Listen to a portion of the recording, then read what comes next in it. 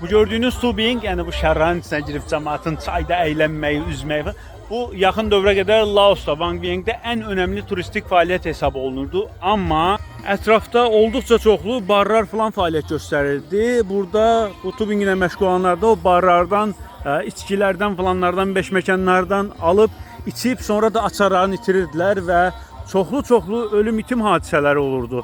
Və dövlət bir nöqtədən sonra deyir ki, ağ elədiniz. Ağ elədiniz, onun üçün də dövlət şey atır və ətrafda bu hissələrdə gördüyünüz barları falan beşməkan hamısını bağlayır və belə deyim, işi öz nəzarətinə götürür. Düzdür, bu tubing hal-hazırda da Vang Viengin ən önəmli turistik fəaliyyətlərindən birisi hesab olunur, amma dediyim kimi ətrafdakı barlar falanlar, beşməkanlar artıq qapadılıbdır.